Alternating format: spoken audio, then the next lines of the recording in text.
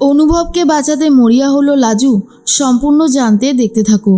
গল্পে শুরুতেই দেখা যায় যে লাজু বুঝে উঠতে পারছিল না কি সিদ্ধান্ত নেবে, কিন্তু লাজু অবশেষে সিদ্ধান্ত নিয়েছে। তাই লাজু সিঁথিতে অল্প একটু সিঁদুর দিয়ে সমস্ত জামাকাপড় গুছিয়ে নিয়ে বাড়ির পথে রওনা দেয়। আর এটাও ভাবে অনুভব কি ভাবছে। এদিকে অনুভব অফিসে যাওয়ার জন্য রেডি হচ্ছিল। কিছু না খেয়েই সে বেরোতে চায়। শ্রী তখন বলে, এই রকমভাবে না খেয়ে বেরোলে তোর যে শরীর খারাপ হবে, তুই যে কি করিস না। নে কৃষ্ণ, আমি একটু পরোটা আর তরকারি করে এনেছি।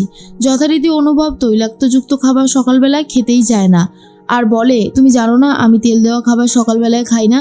তখন শ্রী বলে, একদিন খেলে কিচ্ছু হবে না। এরপরেই বনলতা ওটস নিয়ে এসেছে আর বলে, তুমি তো পরোটা খাবে না, তাই তোমার জন্য রেগুলার ব্রেকফাস্টই করে নিয়ে এসেছি, তুমি নিশ্চয়ই এটা খাবে। কিন্তু অনুভব বলে, আমি কি তোমায় বলেছিলাম ব্রেকফাস্টটা বানিয়ে আনতে? বলিনি তো। তাহলে তুমি নিজের দায়িত্ব থেকে নিয়ে এসেছো, যখন তুমিই খাও, আমি তো এসব খাবো না। এরপর কৃষ্ণ বলে, দেখো আমি তোমার সাথে কোনো রকমের কোনো কথা বলতে চাই না, তবুও তুমি কথা বলার জন্য একেবারে উঠে পড়ে লাগো। আমার এই ব্যাপারটা একদমই ভালো লাগে না। তখন কৃষ্ণর মা বলে, শোন, যা হবার হয়েছে তুই অন্তত খেয়ে যা। কিন্তু অনুভব না খেয়ে বেরোতে চায়। বনলতা বলে, কি তোমার দেওয়া লই আর লাজু নেয়নি তাই তো? তাই সেই রাগটা তুমি আমাদের বাড়িতে আমাদের ওপর দেখাচ্ছ।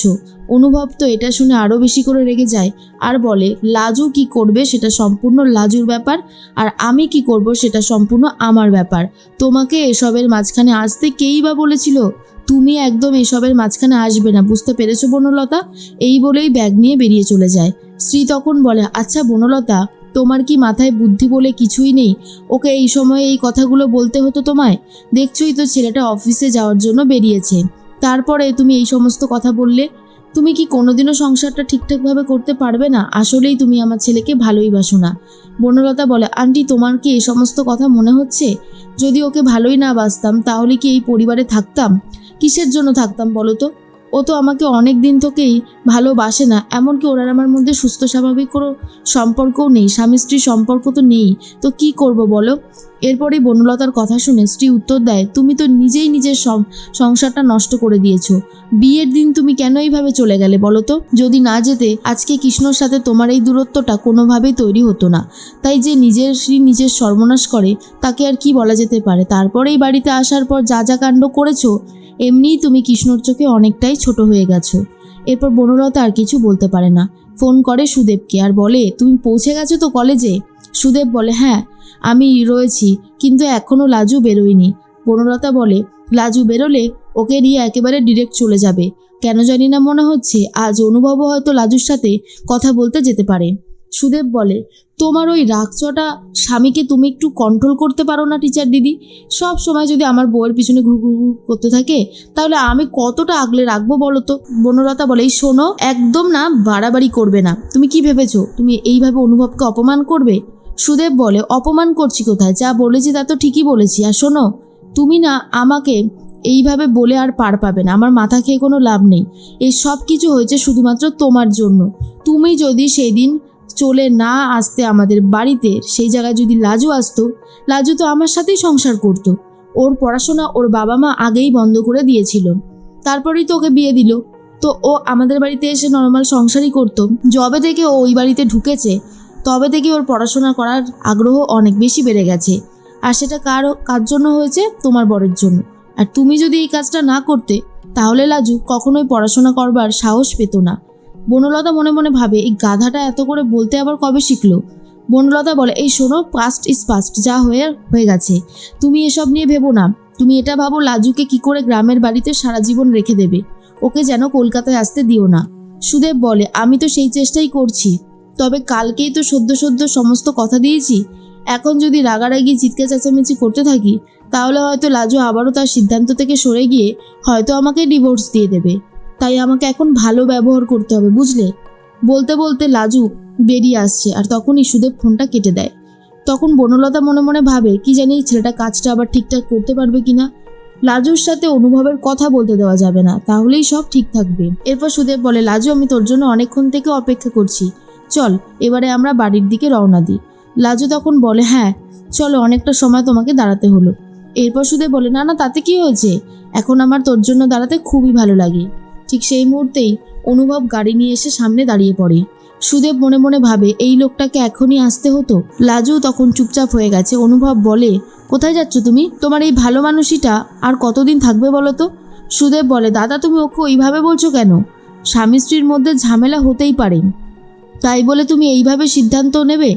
অনুভব বলে, আমি কি তোমার সাথে কথা বলেছি? যার সাথে কথা বলেছি সে কোনো উত্তর দিচ্ছে না কেন? সুদেব বলে, তাতে কি হয়েছে? আমরা তো স্বামী স্ত্রী, আমিও স্বামী হয়ে কি উত্তর দিতে পারি না? অনুভব বলে, তুমি জানো যে শুভ্রর সেই চার্জটা কত? তুমি বলেছিলে লয়ার ঠিক করে দিতে। আমি তোমাকে লয়ার ঠিক করে দিয়েছিলাম। ও কত টাকা চার্জ করে তোমার কোনো আইডিয়া আছে? টাকাটা কি এমনি এমনি আসবে নাকি? যখন আগে থেকে সিদ্ধান্ত নিতে পারোই না তখন সিদ্ধান্তটা নাও কেন?